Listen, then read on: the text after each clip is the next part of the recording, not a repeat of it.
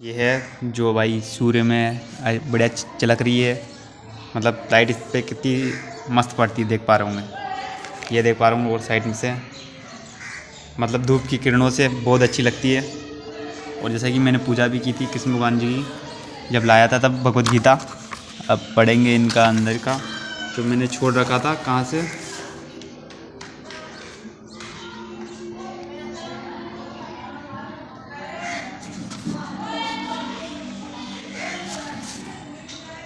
भूमिका पढ़ ली थी अपन ने।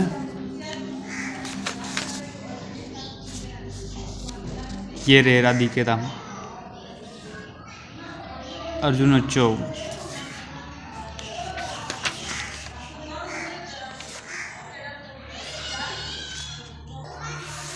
तो भाइयों, भगवद गीता यथार्थ रूप का हम पढ़ेंगे आज। अर्जुन उवाच, जो अर्जुन को कही कृष्ण भगवान ने। और जैसा कि मैंने इसे पहले भी बताया होगा पहले की वीडियो में, हमें इस बात से विशेष ध्यान देना चाहिए कि अर्जुन ने भगवद गीता को किस प्रकार ग्रहण किया था। इस वर्णन का 20-22 में वर्णन किया गया है। तो आज हम पढ़ेंगे। और मैंने कल बताए भी थे कि इस भगवान और भक्त के बीच 5 प्रकार के संबंध होते हैं।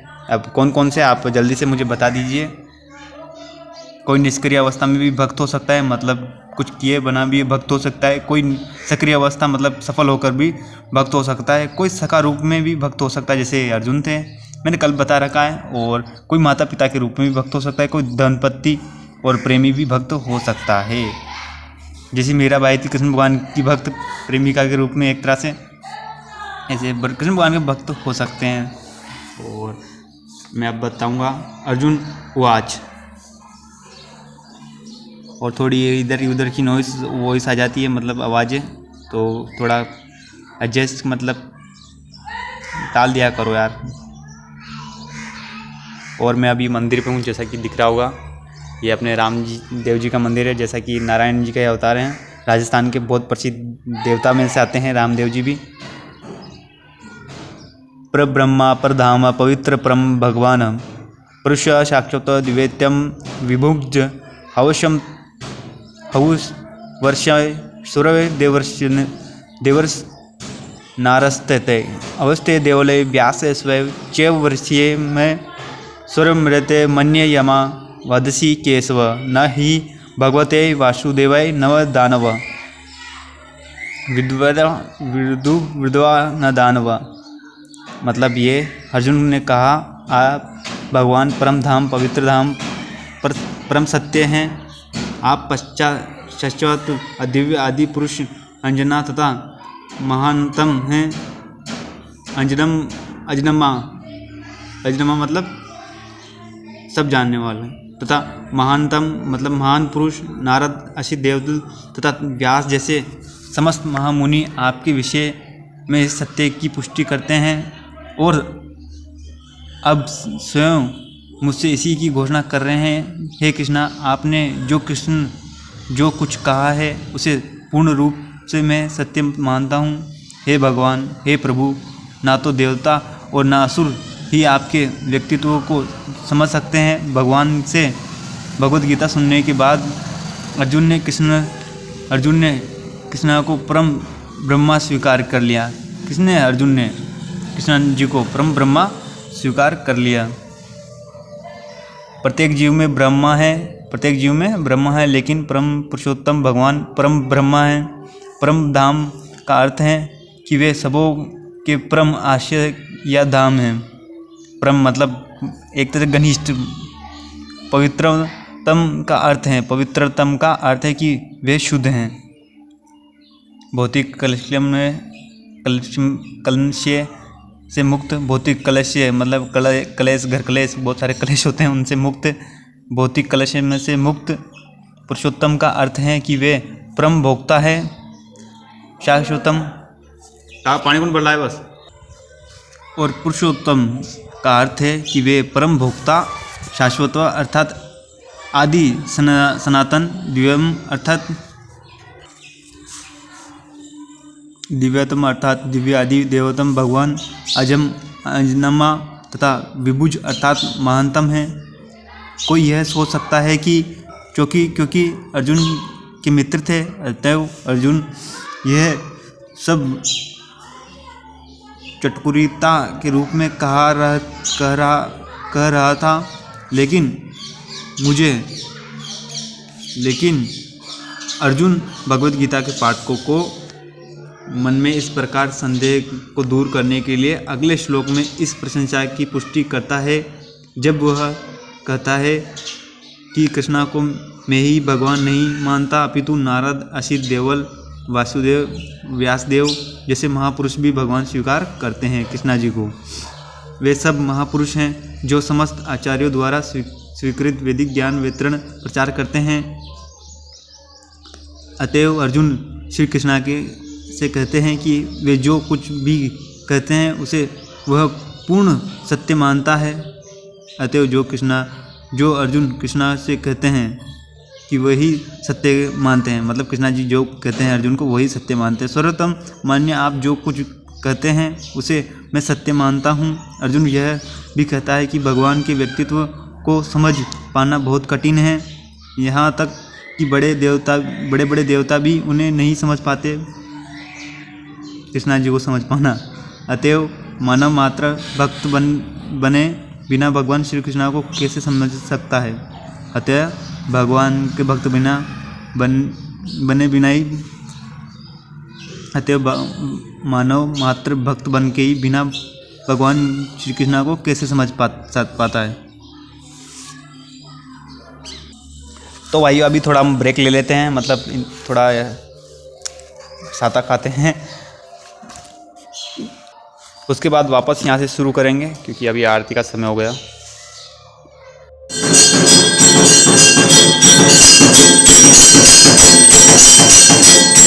सब ब्रेक ले लिया था, मतलब रुक गए थे, तो उसके लिए हम क्षमा चाहेंगे क्योंकि भगवान की आराधना पूजा भी करनी थी। मैं उससे पहले ही बैठ गया क्योंकि और कुछ काम नहीं था। अब हम शुरू करेंगे, लेकिन कहाँ से, यहीं पे कुछ थे, हाँ यहाँ। ये सब महापुरुष हैं जिन्होंने भगवान को स्वीकार किया था। कौन कौन? असित, देवल, व्यासदेव जैसे महापुरुषों में भी इसे स्वीकार अपितु नारद, असित, देवल तथा व्यासदेव जैसे पुरुषों भी भगवान स्वीकार करते हैं। किसको? कृष्ण भगवान को। ये सब महापुरुष हैं जो समस्त आचार्यों द्वारा स्वीकृत वैदिक ज्ञान का वितरण प्रचार करते हैं, जो किसका? वैदिक ज्ञान, वैदिक पुराणों का प्रचार प्रसार करते हैं। अतएव अर्जुन श्री कृष्णा से कहते हैं कि वे जो कुछ भी कहते हैं उसे वह पूर्ण सत्य मानता है। श्री कृष्णा जी जो भी कहते हैं उसे अर्जुन पूर्ण रूप से सत्य मानता है। सर्वप्रथम मान्य, आप जो भी कुछ भी कहते हैं उसे मैं सत्य मानता हूँ। अर्जुन यह भी कहता है कि मैं भगवान व्यक्तित्व को समझता हूँ। भगवान को व्यक्तित्व को समझ पाना बहुत कठिन है, यहाँ तक बड़े बड़े देवता भी उन्हें समझ नहीं पाते। किसको? कृष्ण भगवान जी को। अतएव मानव मात्र भक्त बने बिना भगवान श्री कृष्णा को कैसे समझ सकता है। अतएव मानव मात्र भक्त बनकर श्री कृष्णा जी को कैसे समझ सकता है। अतएव भगवत गीता भक्ति भाव से ग्रहण करना चाहिए। किसी को यह नहीं सोचना चाहिए कि वह कृष्णा के तुल्य है। किसी को यह नहीं सोचना चाहिए कि वह कृष्णा के तुल्य है, मतलब उसके बराबर हैं। नहीं सोचना चाहिए कि कृष्णा सामान्य पुरुष हैं, नहीं सोचना चाहिए कृष्णा सामान्य पुरुष हैं, या कि महान व्यक्तित्व हैं, या कि एक महान व्यक्तित्व हैं। भगवान श्री कृष्णा साक्षात पुरुषोत्तम भगवान भी हैं, मतलब श्री राम जी के अवतार भी। अतएव भगवान श्री कृष्णा साक्षात पुरुषोत्तम भगवान हैं। अतएव भगवत गीता के कथानुसार ये भगवत गीता को समझ पाने का प्रयत्न करने वाले अर्जुन के कथानुसार हमें सिद्धांत रूप से भी कम इतना तो स्वीकार कर लेना चाहिए कि श्री कृष्णा ही भगवान हैं, और उसी विनीत भाव से हमें भगवत गीता को समझ सकते हैं, क्योंकि अर्जुन जैसे बनकर ही हम भगवत गीता को समझ सकते हैं। जब तक कोई भगवत गीता का पाठ विनम्र भाव से नहीं करता तब तक उसे समझ पाना अत्यंत कठिन है, क्योंकि यह एक महान रहस्य है तो भगवद गीता क्या है। अब आपको पता चलेगा भगवद गीता क्या है। भगवद गीता का प्रयोजन मनुष्य को भौतिक संसार के अज्ञान से उबारना। भौतिक संसार के अज्ञान मतलब बहुत ज़्यादा चीज़ें हैं जो अज्ञान रूप से हो रही हैं। प्रत्येक व्यक्ति के अनेक प्रकार कठिनाइयों में फंसा रहता है। प्रत्येक व्यक्ति अनेक कठिनाइयों में फंसा रहता है। जिस प्रकार अर्जुन भी कुरुक्षेत्र में युद्ध करने के लिए कठिनाइयों में था, क्योंकि अर्जुन ने मना कर दिया था कि मैं अपने परम पिता मतलब अपने पिताओं पर कैसे तीर चलाऊं। अर्जुन ने श्री कृष्ण की शरण ग्रहण कर ली। अर्जुन ने श्री कृष्ण जी की शरण ग्रहण कर ली। फलस्वरूप ऐसे भगवद गीता का प्रवचन हुआ। हुआ। केवल अर्जुन वरन हमें प्रत्येक व्यक्ति इस भौतिक अस्तित्व के कारण चिंताओं से पूर्ण हैं। हमारा अस्तित्व ही अनवस्थित्व के परिवेश में है। वस्तुतः हमें अनस्तित्व से भयभीत नहीं होना चाहिए। हमारा अस्तित्व सनातन है, लेकिन हम किसी न किसी कारण से असत में डाल दिए गए हैं। असत का अर्थ है उससे जिसका अस्तित्व नहीं है। किसी कारणवश हमें असत में डाल दिया गया है, मतलब जिसका किसी का अस्तित्व नहीं है। कष्ट भोगने वाले अनेक मनुष्यों में केवल कुछ ही ऐसे मनुष्य हैं जो वास्तव में यह जानने के जिज्ञासु हैं कि वे क्या हैं। कुछ ही व्यक्ति हैं जो ये जानने में जिज्ञासु हैं, मतलब आतुर हैं इस जानने के लिए कि वे क्या हैं। वे इस विशेष स्थिति में क्यों डाल दिए गए हैं, ये ऐसी कठिनाइयों में क्यों डाल दिए गए हैं, आदि जब तक मनुष्य को अपने कष्टों के विषय में जिज्ञासा नहीं होती। कठिनाई मतलब कष्ट हो रहे हैं जिन पे जिज्ञासा मतलब क्यों हो रहे हैं। जब तक जिज्ञासा नहीं होती, जब तक उसे यह अनुभूति नहीं होती कि वह कष्ट भोगना नहीं अपितु सारे कष्टों का हल ढूंढना चाहता है।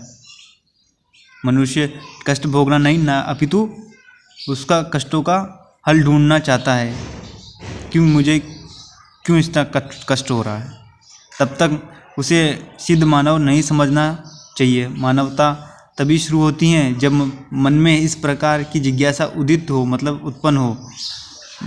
ब्रह्मसूत्र में इस जिज्ञासा के ब्रह्मा जिज्ञासा भी कहा जाता है। ब्रह्मसूत्र में से ब्रह्म जिज्ञासा भी कहा जाता है। अतः ब्रह्म जिज्ञासा मनुष्य के सारे कार्यकलापों असफल माने जाने वाले चाहिए।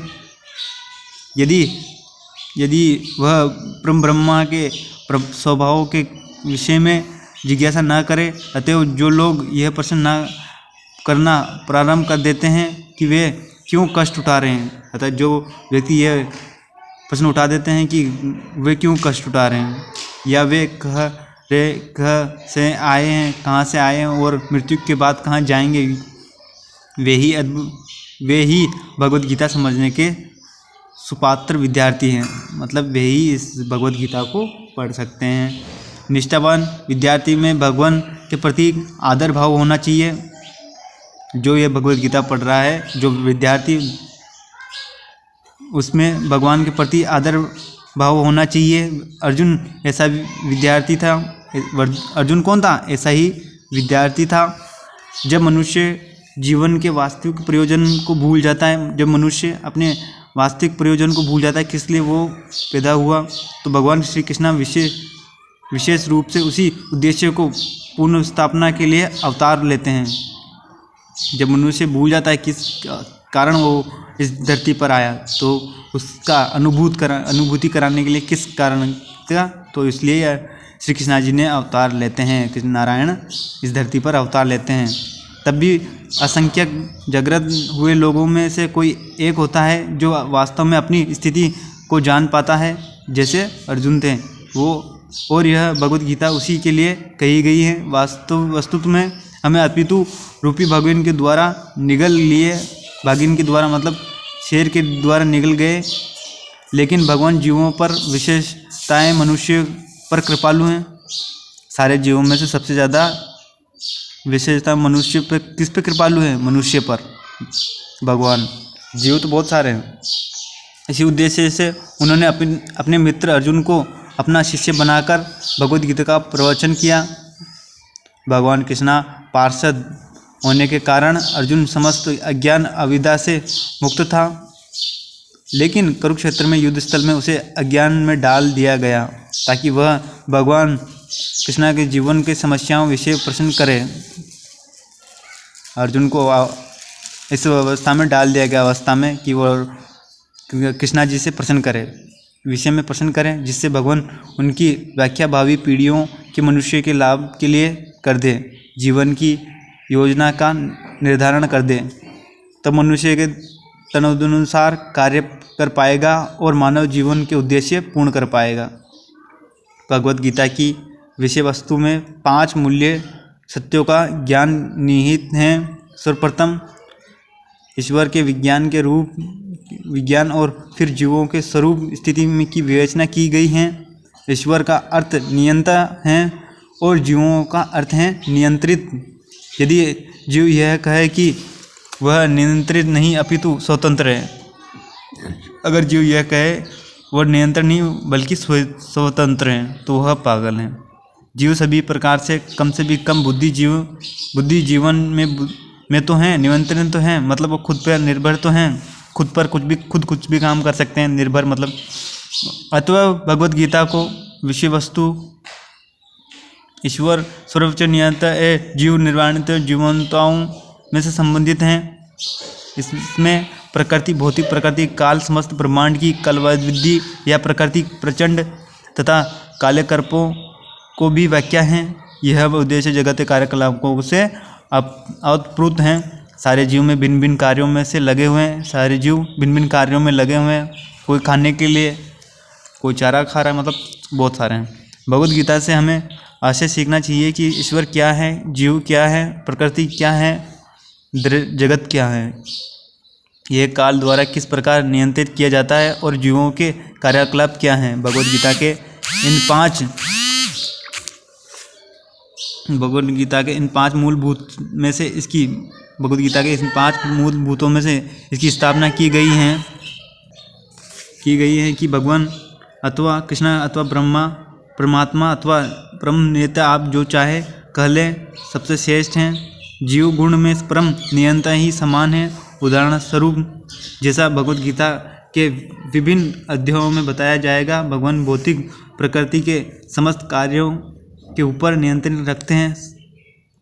भगवान भौतिक प्रकृति के समस्त कार्यों मतलब सारे A to Z, मतलब सारे भाई क्या कर रहे हैं, जीव क्या कर रहे हैं, मनुष्य क्या कर रहे हैं, भौतिक प्रकृति स्वतंत्र कार्यों पर नियंत्रण रखते हैं। भौतिक प्रकृति स्वतंत्र नहीं है, वह परमेश्वर के निर्देशन में कार्य करती है। मतलब जो भगवान सोचते हैं, चाहते हैं, वो उनके निर्देशन अनुसार कार्य करती है। जैसा कि भगवान कृष्ण कहते हैं, मध्योस्त्री प्रकृति सूर्योदय सचारम, भौतिक प्रकृति मेरे निर्देश में कार्य करती हैं।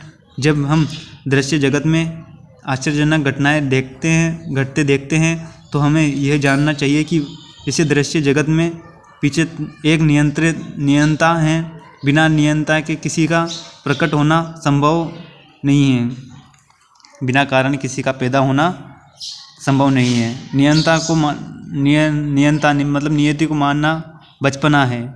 उदाहरण पर एक बालक सोच सकता है कि वह स्वचालित ज्ञान विचित्र होता है, क्योंकि यह बिना घोड़े के या खींचने वाले पशु के से चलता है। किंतु अपनी अभिज्ञ व्यक्ति स्वचालिता ज्ञान की अभिव्यक्ति व्यवस्था से परिचित होता है। वह सदैव जानता है कि इस यंत्र के पीछे एक व्यक्ति है, एक चालक होता है। मतलब कार में बैठे लोगों से ऐसा प्रतीत होता है कि वो कार में बैठा है। इसी प्रकार परमेश्वर वह चालक हैं, मतलब परमेश्वर हमारे हृदय में जो विराजमान है वो चालक हैं, जिसके निर्देश में हम सब कार्य करवा रहे हैं। भगवान ने जीवों को अपने अंश रूप में स्वीकार किया है। भगवान श्री कृष्ण ने हमें उनके अंश रूप में स्वीकार किया है। हम किसके रूप हैं? भगवान के अंश हैं हम, ठीक है। जैसा कि हम अगले अध्याय में देखेंगे, सोने का एक कण भी सोना है। सोने का एक कण भी सोना है। समुद्र में जल की एक बूंद भी खारी होती है। इसी प्रकार हम जीवों भी परम नियंत्रण ईश्वर का भगवान श्री कृष्ण के अंश होने के कारण सूक्ष्म मात्रा में परमेश्वर के भी सभी गुणों से युक्त हैं। मतलब उन्हें समझ सकते हैं, क्योंकि हम सूक्ष्म ईश्वर या अधिवसनत ईश्वर हैं। हम प्रकृति पर नियंत्रण करने का प्रयास कर रहे हैं, मतलब हम ब्रह्मांड में जा रहे हैं, प्रकृति पर नियंत्रण कर रहे हैं, पेड़ काट रहे हैं। जैसे वर्तमान में हम अंतरिक्ष या ग्रहों को वश में करना चाहते हैं। मतलब मनुष्य की लालसा कभी नहीं रुकती भाई, उसकी लालसा जितना हो उतना कम लगता है। और हमें नियंत्रण रखने की यह प्रवृत्ति इसलिए है क्योंकि यह कृष्णा में भी है, जैसे कृष्णा में भी है ऐसी प्रकृति की वो फैले। अब भगवत गीता का प्रचार फैलाना चाहते हैं लेकिन फैल नहीं रहा भाई। यद्यपि हमें भौतिक प्रकृति पर प्रभुत्व जमाने की प्रवृत्ति होती हैं, लेकिन हमें यह जानना चाहिए कि हम परम नियंता नहीं। इसकी व्याख्या भगवत गीता में की गई है, इसके बारे में भगवत गीता में बताया गया है। हमारे 2 पत्ते कंप्लीट हो गए आज, और बहुत बड़ी है, बहुत बड़ा पार्ट है, और ये अभी 2-3 दिन तक समाप्त नहीं होने वाला, लगे जहाँ तक तो ये 2-3 दिन चलेगा। अपन ने 2 पत्ते पढ़ लिए, और ये देख पा रहा हूँ भगवत गीता का कुछ ऐसा होता है पेज। तो मेरे भाई बंधु प्यारे सखा, आपको कैसे लगा ये आज का अध्याय, आज की ये बातें भगवत गीता के इस में लिखी हुई? तो कमेंट कर दीजिए। राधे राधे, राधे कृष्णा। जो भी हैं, जो मन में भगवान के लिए प्रति प्यार, जो आप कमेंट बॉक्स में जागृत कर सकते हैं।